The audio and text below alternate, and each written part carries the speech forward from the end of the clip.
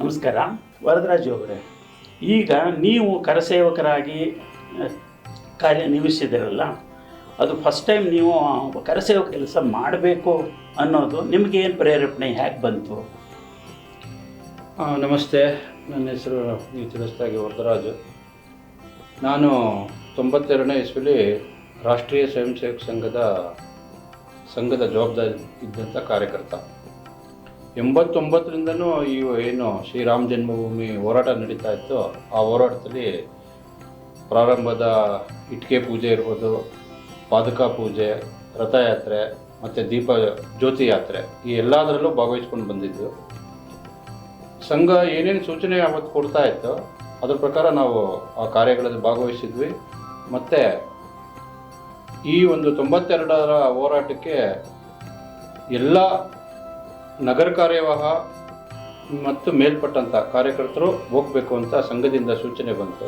ಹಾಗಾಗಿ ನಾವೆಲ್ಲ ಆ ಹೋರಾಟಕ್ಕೆ ಅವತ್ತು 92ರ ಒಂದೇನು ಕರಸೇವೆ ಇತ್ತು ಅದಕ್ಕೆ ಹೊರಟ್ವಿ. ಇದಕ್ಕೆ ಮುಂಚೆ 1990ರಲ್ಲೂ ಕೂಡ ಬಹಳ ದೊಡ್ಡ ಗಲಾಟೆ ಆಗಿತ್ತು.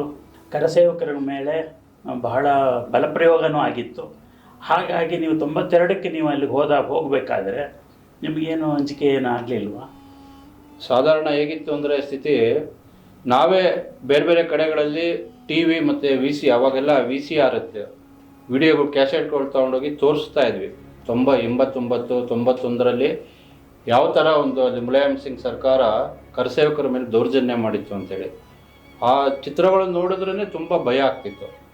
ಅಂದರೆ ಎಷ್ಟೋ ಕರಸೇವಕರಿಗೆ ಅವ್ರನ್ನ ಸರಿಯೂ ನದಿಯಲ್ಲಿ ಕಾಲಿಗೆ ಮರಳಿನ ಚೀಲ ಕಟ್ಟಿ ನದಿ ಒಳಗಡೆ ಬಿಟ್ಬಿಟ್ಟಿದ್ರು.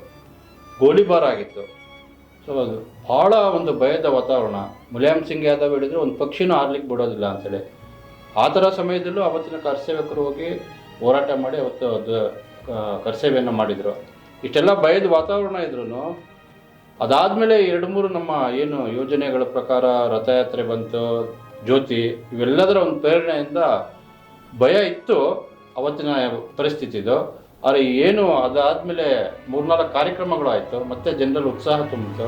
ಅದು ನಮಗೆ ಪ್ರೇರಣೆ ಬಂತು, ಹೋಗಬೇಕು ನಾವು ಆ ಕಾರ್ಯಕ್ರಮದಲ್ಲಿ ಭಾಗವಹಿಸಬೇಕು ಅಂತೇಳಿ ಪ್ರೇರಣೆ ಬಂತು.